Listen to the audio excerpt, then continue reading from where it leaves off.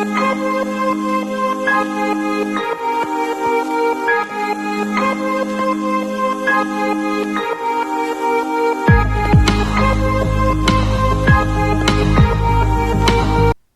tout le monde.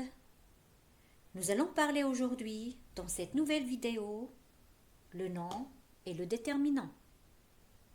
Alors, qu'est-ce qu'un déterminant? Le déterminant, c'est un élément essentiel dans la phrase. Il accompagne le nom commun. Il est placé devant le nom. Et il s'accorde en genre et en nombre avec le nom auquel il se rapporte.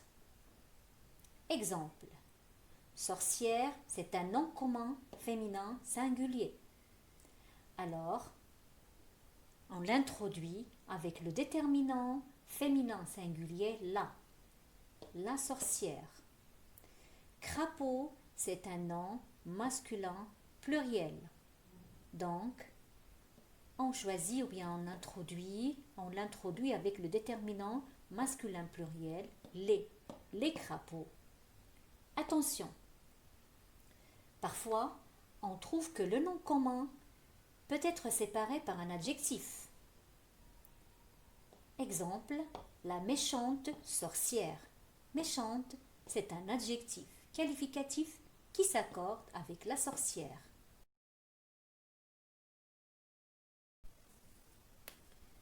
Voyons maintenant les principaux déterminants qui accompagnent le nom commun. Commençons par les articles définis.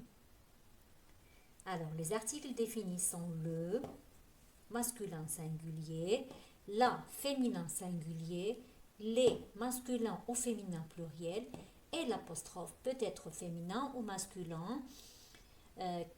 Alors, on l'utilise devant un nom commun qui commence par une voyelle ou bien un H muet.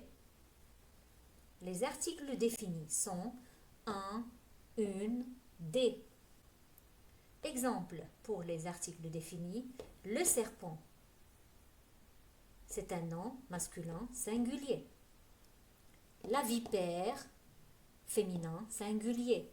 L'oiseau, masculin singulier. On a ajouté l'apostrophe parce que le mot commence par une voyelle. Un cahier, une brosse, des livres. Certains noms sont indénombrables, c'est-à-dire ils désignent des choses que l'on ne peut pas compter. Par exemple, eau, pain, neige, pâte. Avec ces noms, on utilise des articles partitifs pour désigner une partie. Ces articles sont du, de la, des ou bien de et l'apostrophe. Exemple, de l'eau, du pain, de la neige, des pâtes, etc. Ensuite, il y a les déterminants possessifs qui désignent à qui appartient le nom. Exemple, mon, ma, mes. Mon, c'est un déterminant masculin singulier. Alors, il se place devant un nom masculin singulier. Exemple, mon stylo. Ma, c'est un déterminant féminin singulier. Il introduit un nom féminin singulier. Mais c'est un déterminant masculin ou féminin pluriel. On peut dire mes stylos, mes règles. Ton, ta, tes. Ton feutre, ta feuille, ou bien tes feutres, tes feuilles. Son, sa, ses. Son devoir, sa montre, ou bien ses devoirs, ses montres au pluriel. Notre, votre, leur. Notre classe, votre classe, leur classe. Nos, vos, leurs, ce sont des déterminants possessifs pluriels.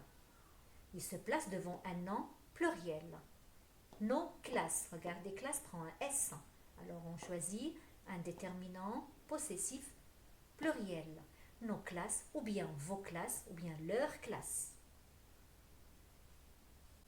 Les déterminants démonstratifs désigne ce que l'on montre. Exemple, ce. C'est un déterminant démonstratif masculin singulier. Il introduit un nom masculin singulier. Garçon, c'est un nom masculin singulier, alors on choisit un déterminant démonstratif masculin singulier, ce garçon. 7, c'est un déterminant démonstratif féminin singulier qui introduit un nom commun féminin singulier. Exemple, cette fille. C'est avec un seul T introduit un nom masculin singulier qui commence par une voyelle ou bien un H muet. Exemple, cet enfant. C'est un déterminant masculin ou bien féminin pluriel qui introduit un nom pluriel, que ça soit féminin ou masculin. Exemple, ces garçons, ces filles, ces enfants. Passons maintenant aux déterminants interrogatifs et exclamatifs. Ils sont les mêmes. Pour les phrases interrogatives et exclamatives, on utilise les mêmes déterminants. Quel avec un seul L, c'est un déterminant interrogatif ou bien exclamatif masculin singulier. Avec S, c'est masculin pluriel. Quel avec deux L, c'est un déterminant interrogatif ou bien exclamatif féminin singulier. Avec S, c'est féminin pluriel. Alors, les déterminants interrogatifs et exclamatifs s'accordent en genre et en nombre avec le nom qu'ils se rapportent. Prenons l'exemple des phrases interrogatives. Quel balai prend la sorcière? Cette phrase interrogative est introduite par un déterminant interrogatif masculin singulier parce qu'il s'accorde avec le mot balai. Parce que balai, c'est un nom masculin singulier. Le deuxième exemple. Quelle potion prend la sorcière? C'est une phrase interrogative. Elle est introduite par un déterminant interrogatif féminin pluriel qui s'accorde en genre et en nombre avec le nom potion. Passons maintenant aux phrases exclamatives. Ce sont les mêmes déterminants. Quelle belle histoire! Quel, c'est un déterminant exclamatif féminin singulier parce qu'il s'accorde avec le nom histoire. Quel beau tableau! Quel est au pluriel parce qu'il s'accorde avec le nom tableau. Alors quel avec S, c'est un déterminant exclamatif qui s'accorde avec le nom tableau. Et c'est une phrase exclamative. Ensuite, nous allons étudier les déterminants numéraux. Le déterminant numéral indique le chiffre et des nombres précis. Exemple, 3 fleurs, 17 billes. Les mots à l'intérieur d'un nombre sont toujours reliés par un trait d'union. Ils sont invariables. Exemple, 4 poules. Poule, c'est un nom pluriel, 4 invariable.